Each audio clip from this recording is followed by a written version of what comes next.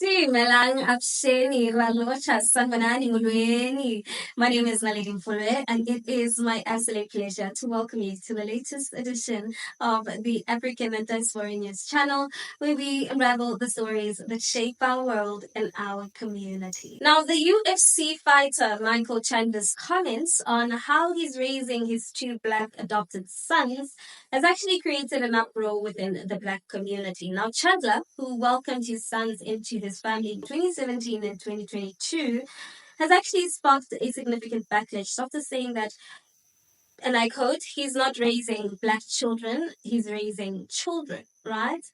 And I'm sure some of you may have heard those words and immediately felt a reaction. As a black person myself, my first instinct was to reflect on how Chandler's words sit in the broader context of race and identity, right? And here's the thing, right? While I can appreciate his desire to focus on character and integrity and being a good person, I also understand the criticism that have come his way. And let's be real, this is not a simple issue. Now, Chandler's approach to raising his children, which he describes as colorblind, seems to stem from a place of genuine love and a desire to shield them from the divisiveness that often comes with the discussions of race, right? And he's focusing on universal values like integrity, character, and respect. And in theory, it's quite noble, right? I mean, who doesn't want their children to grow up with those qualities? And here's what I think the challenge lies. Michael Chandler, as a white man, is speaking from a position of privilege, right? A privilege that allows him in many ways to be colorblind.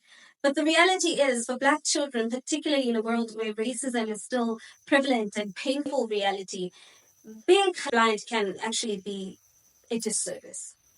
Let's have a look at this video. I'm not raising black children. I'm raising children. And whether you are black or you are white, no matter what race that you are, there are certain things about being a man and being a good man when it comes to character and integrity and safeguarding the helpless and sticking up for those who need it and being a good man of reputation. None of that has to do with skin color. Everything has to do with the character of the man. Probably not an answer that some people would say is important, but that's where the world has gone, where we think that the most important thing about us is our skin color or our gender or our political affiliation or all these different identity politics or the identities that we put on each other, when really we're just human beings on this earth. And there are certain things about being a good person that transcend skin color and age and sex and religion and all of those different things.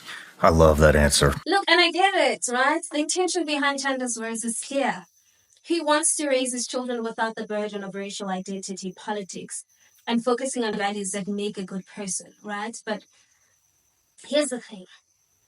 While he might not see color in his sons, the world will see them as black. And as the black South African myself, I can tell you this is not an abstract concept, it's a reality. The world will not treat them to the same value in the same way that they would treat white children. And that's not about playing the race card, that's just the truth. Chandler's approach, while well-meaning, right, ignores the complexities of what it means to be black in a world that sees your skin before it sees your character. The criticism from social media users who disagree with him, I believe, is rooted in a lived reality. I mean, one user wrote, and I quote, "You may not see color, but trust me, the world does." And this hits home. The world does see their blackness, and unfortunately, too often, the world uses that as a basis for how they will treat them. Sometimes with respect and sometimes with outright hostility. And it's not just about acknowledging their blackness for the sake of politics, right? It's about preparing them for the real, often harsh world they will grow up in. Black children need to understand that their identity and history and culture, all of it, right, matters. And it's not something to be ignored or erased, because when they step outside of the safety of their homes, their blackness will be the front and center. And trust me, that's something they'll be forced to reckon with. And I can't but imagine the kind of shock and confusion a black child might feel if their parent, with all good intentions, right, downplays their racial identity.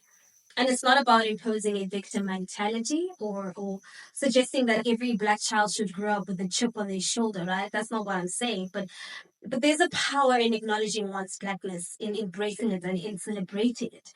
It's also about understanding the unique challenges and strengths that actually come with it. And I think it's important to point out that Chandler isn't wrong in saying that character, integrity, and being a good person are universal values, right? I totally agree with it. They are, right?